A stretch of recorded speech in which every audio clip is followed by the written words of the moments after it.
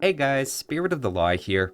In this video, I want to continue our early preview of the new civilizations from the upcoming Alexander DLC coming out tomorrow. Last time we looked at the Macedonians, which you played for 16 out of the 18 missions. However, the devs put a ton of work into developing 3 fully fleshed out new civs for that campaign, and this time we're going to check out the Thracians. Historically, they were known for being well adapted to battling in rough terrain, as well as for their famous Peltis skirmishers. The DLC really embraces a skirmisher and infantry motif for Thracians, with a very fun late game if you use the right combo of unique techs. Primarily, you play against this civilization in the campaigns. However, there is one mission you get your hands on them, as well as the fact you can play them in skirmish mode against the AI or unranked games online. So let's check them out.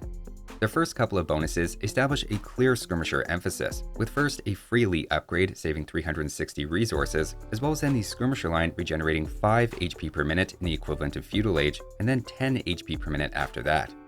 That's not particularly fast compared to say a Berserk at 40 HP per minute, but anything to do with healing is a bit stronger in a campaign setting where you're not as pressed for time. Skirmishers having just 35 HP means small amounts of healing are proportionally a bigger deal, letting you offset damage from small fights here and there.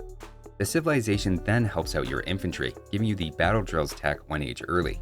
This is functionally giving you two-handed swordsmen in Castle Age, with +3 attack and +1 against buildings. Missions sometimes cap you at a lower age, where this is obviously more impactful, but even if not, two-handed swordsman in age early is never a bad thing. Note that this only helps your swordsman line though, while you also have the hoplite at the barracks, as well as an infantry unique unit at the castle. It's a little awkward for infantry in the late game, missing both the last attack and armor upgrade, but Thrace has quite possibly the best unique techs in all of Chronicles, or the base game for that matter, so their late game is actually much better than the tech tree here looks. Next up, you have a flavor bonus, letting Thracians build anything except a town center on any amount of elevation change. For 3x3 buildings like barracks, that can sometimes be a problem, but it's the 4x4 castles, in Chronicles renamed forts, that this comes up most often. The map can be as hilly as you like, and that's never a problem for Thracians, who of course would be well adapted to their rugged home country. I imagine the devs tried to make town centers work as well, but because those are made of multiple pieces, they're really not set up in the game to handle even small bumps, meaning they had to be the exception to the bonus. This bonus then complements the next one, which is that your forts, as well as your towers, increase the work rate of nearby miners and lumberjacks, simultaneously serving as a resource drop-off point. The aura boost they give your villagers is plus 15% work rate, so it's like the Celts wood bonus or an automatic gold or stone mining tech. Plus, Thracians have a good selection of eco-techs already. Towers and certainly a fort would be expensive to use just as a drop-off point. But the aura effect is a game changer. It means it's worth including towers throughout your base or in new camps around the map, with a pretty generous aura, making resources easier to double up. This is your main eco bonus as Thracians, albeit it comes a bit later into the game as you don't get towers until Feudal Age, and it also competes particularly with your second and third town centers for early stone. Late game though, you should definitely be making a lot of watchtowers everywhere, and as a team bonus, your buildings also have 3 more line of sight than usual, which works nicely with lots of towers for map visibility. Finally, their last bonus is also eco-related, letting your shepherds and hunters generate gold while gathering. The amount seems to be 3 gold per minute while working, and with the standard 2 starting boar and 8 sheep, nets you a little over 150 gold, meaning you have enough to pick up loom and fast castle without a single gold miner. Other than that, you typically don't spend a lot of gold in the early game, so their Dark Age plays fairly generic. That's their bonuses though, making your villagers a little more efficient, particularly around towers, and also clearly push you into skirmishers as a default unit, which is quite unusual and an interesting direction. Next, let's take a look at their unique unit, the Rhomphaia Warrior. Despite having the early battle drills tech for your swordsmen and access to hoplites, to me this is your core infantry unit. Their stats aren't immediately dazzling, with 60 HP, 8 attack, and 0 base armor, so they're maybe a little worse than a longsword while costing 50 food and 40 gold each. In Imperial Age, they clearly lag the regular swordsman line for Thracians in terms of attack and HP as well. What they lack in raw stats though, they make up for in 2 ways. First, they're about 15% faster than your typical swordsman, and 20% faster than your hoplites, even being a little faster than a Huskarl. Their other advantage is plus 14 bonus damage against cavalry and plus 8 against buildings, both of which increase when they become elite. Think of them as a pikeman and siege unit put together, handling enemy cavalry and buildings, which make them a perfect complement to your skirmishers, which, last I checked, are not good against either of those 2 things.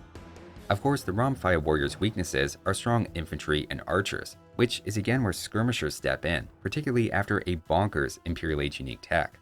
In fact, their unique techs are so game-changing, the entire playstyle of Thracians late game doesn't make sense until we look at those, so let's do that now. To start in the Castle or Classical Age, remember you have a choice in Chronicles civilizations between two, and you can only pick one of these. The first lets your infantry and cavalry generate gold from kills, which from a quick test seems to be 5 gold from villagers and 3 from enemy military units. That may not sound like a lot of gold, and notice it doesn't help your skirmishers, but imagine the equivalent of Hussar raiding in the late game giving you a constant trickle of gold. The other option follows the same idea, but in a different way, giving you a trickle of wood, food, or gold from infantry when damaging buildings, depending on which unit we're talking about. In a test, it seemed to be about 3 wood, 5 food, and 4 gold per minute from a single spear, swordsman, or unique unit. One way to contextualize that is from raising a single house, you get 27 wood, 12 food, or 9 gold, depending on which unit you're using. It's interesting that your army composition actually changes your benefit from the unique tech, and whether you think your infantry is going to do more fighting units or raising buildings could dictate your choice, though either way suits your unique unit just fine, as they're getting gold either way. Imperial Age though is where their really bonkers unique techs come in. The first lets your swordsman line, knight line called the Lancer, or unique Rhomphaia Warrior strip armor, just like an obu. The way I think of this is that it's a skirmisher bonus, with skirmishers dealing such low damage that they're often only getting 1 or maybe 2 through per shot. But as you start stripping away melee and pierce armor, your skirmishers generate a lot more punch. The second option though is where their skirmishers really go ham, letting them deal pass-through damage, similar to a scorpion. It is just half damage to non-targets, like a scorpion, but in the context of Thracians, for me this is the best unique tech in the game, albeit it is very expensive at 900 gold. Combined with your skirmishers already being incentivized with a bit of passive healing, having them do often 2 or 3 times the DPS to an enemy group of units, plus having infantry in front constantly generating resources while fighting, it turns into an amazing snowball. In fact, between the free resource generation from a castle unique tech and your scorpion skirmishers, the race can get by with getting rid of all but 50 or so villagers between food and wood at a certain point, and just delete the extras, pumping up any remaining lumberjacks with your towers by the way, and then going 150 pop into military units. You just never seem to lose skirmishers, and your unique unit can kill or raise its way into generating gold to replace themselves with just a bit of food input needed on your end. It's not a pop-efficient late game, but can just completely overwhelm anything with units that generate gold to replace themselves and self-heal. In moments like that, I'm glad these civilizations can be fun to experiment with outside of the ranked ladder, as well as the fact that the AI rarely uses these kinds of combos to their full potential. Of course, that's just one possible combination that jumps out to me from the bonuses and techs, but for the sake of properly exploring all their options, next let's take a look at their wider tech tree, starting with the archers. It's not often the skirmisher can straight up replace the archer line, but that's definitely how it feels for Thracians, reinforced by the lack of thumb ring. That has a small impact on skirmishers who are already 90% accurate and don't benefit from its attack rate boost, but subtly disincentivizes your other 2 choices at the archery range. Besides a couple of civ bonuses, the real story here is that unique tech giving skirmishers pass-through damage, and particularly after chemistry for the +1 attack, they become very dangerous.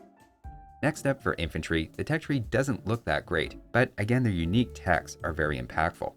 Having your infantry basically guaranteed to generate resources forever, plus the Rhomphaia Warriors combining cavalry and building bonus damage, makes those in particular a versatile meat shield in the late game.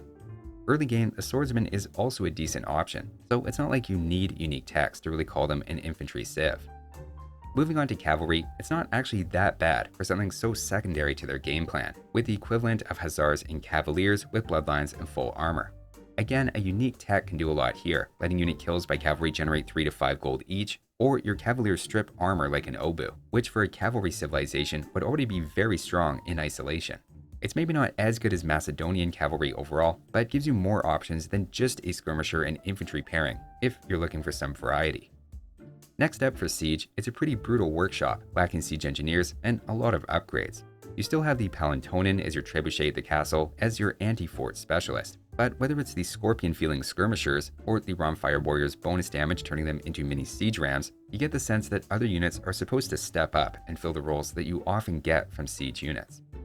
Moving on to the Navy, it's surprisingly good, missing just a couple of non-essential upgrades in Imperial Age.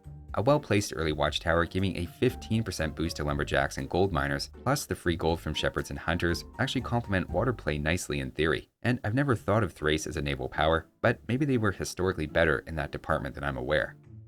Next up for defenses, the academy looks pretty good overall, but the secret weapon here is you're so heavily incentivized and rewarded for defensive forts and towers on many of your resources, which makes you extra hard to raid for that reason alone.